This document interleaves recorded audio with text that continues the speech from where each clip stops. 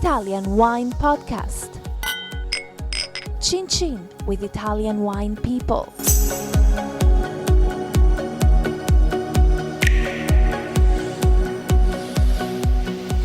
Hello, this is the Italian Wine Podcast with me, Arthur Waldin.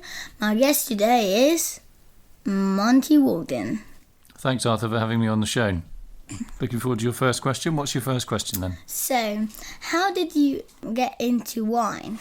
I was very bad at French at school, and my French teacher was actually a French lady, and she suggested I go to France for the summer to learn French, and I ended up working on a vineyard in Bordeaux. It was about 1984, so I was about 16 or 17, and I loved it. I kept going back every summer, and I ended up making wine there for a winery a few years later. Okay, so why are you into organics wines?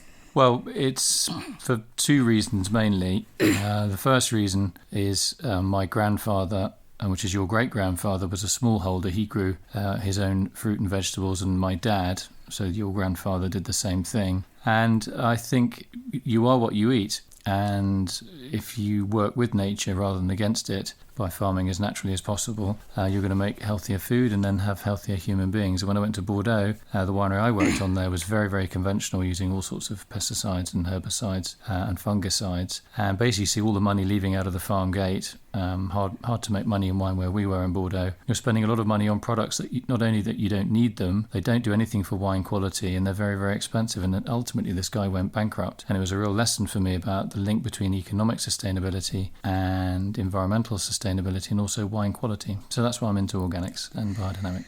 Do you prefer fizzy wine or not fizzy wine? That's a good one. It's difficult. I think the choice of wine that you go for is linked to probably who you're with, your mood, and also what's available. I actually like lightly sparkling wines, which is something that Italy excels in, rather than fully sparkling wines like champagne.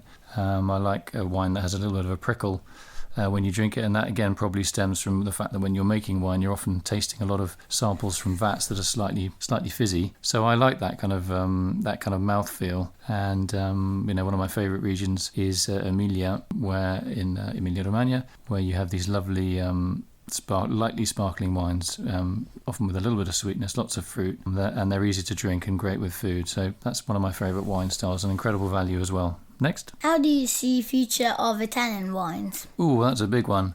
I think the future is rosy. I think globally there's a more and more increased interest in interesting wines, wines with a story, and Italy's wealth of native grape varieties gives it a really unique USP. I think also organics is very strong in Italy, along with France and Spain. France, Spain, Italy and Austria, they've all got more than 10% of their vineyard organic or biodynamics. It shows that they're working with nature rather than against it. So that again puts Italy in a very good place.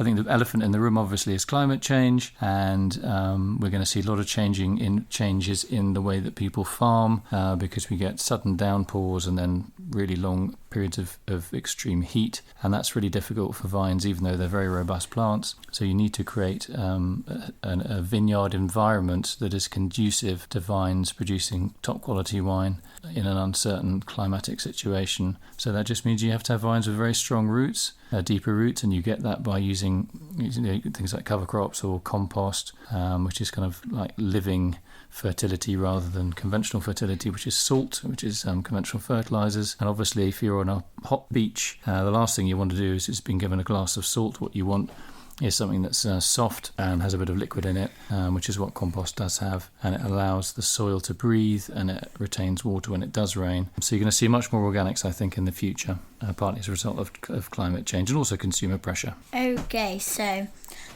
do you have favourite wines? You know what I'm going to say. My favourite wine is the last good wine I had with friends.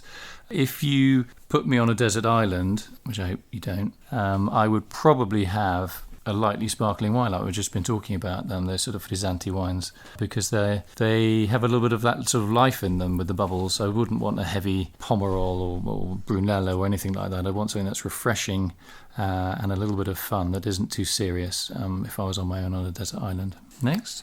Okay, so Brunello or Lambrusco? Oh, so a choice between Brunello and Lambrusco. Well, if it's on a desert island, I'd definitely go for the Lambrusco. But I think the difference between the two is Lambrusco is an everyday wine. Brunello is probably a special occasion wine. And I'm more naturally drawn, I have to say, to everyday wines, just because I find them much more versatile. There's nothing wrong, obviously, with a great Brunello. Brunello, the region, Montalcino, is a very good example of how viticultural practices have changed for the better. 10 years ago, Brunello had about 250 producers, 6 of whom were organic, and now it's over 60 who are certified organic, and some of them are also biodynamic as well. So you can see as a flagship region, one of Italy's and one of the world's flagship regions, how organics is not seen as a risk. It's actually seen as a way of augmenting and maintaining high quality. But yes, on the desert island, I would actually go for the fizzy Rhine rather than the Brunello. So next, which is your favourite region for wine in Italy? For wine drinking or for tourism, that's difficult. All I can say, I can't answer that. It's just there isn't an Italian region that I've been to that I haven't liked. And all I can say is when I go on a press trip and I tell my friends, I'm going, I can't come tomorrow because I've got to go on a press trip, and they will say, where are you going? And if I say, I don't know, France, they go, oh, okay. And if I say Spain or Austria, oh, okay, that'd be fine. Germany, yeah, all right. If I say Italy, they say, oh, can I come with you? Honestly, that's what people say. It's just got that sort of magic about it. It's the beauty of Italy, the frustrations of Italy, contradictions, the craziness, the unexpected, but also the fact that this is a place where if you don't love life, you're just not going to survive. It's a place where really people live life to the full in every sense of the word, and it's got a sort of real atmosphere to it that I initially found quite challenging actually, but now I find I've really got used to it, and I'm ready for the unexpected, which is a little bit what Italy's about. And that just it just makes life more interesting. Okay. Well, arrived at one of my almost last questions. One of your last questions. Okay. Yeah, it's been a pretty hectic interview so far. You've done really well. I can think something else. So, which was your longest book of volcanic wines? What was my longest what?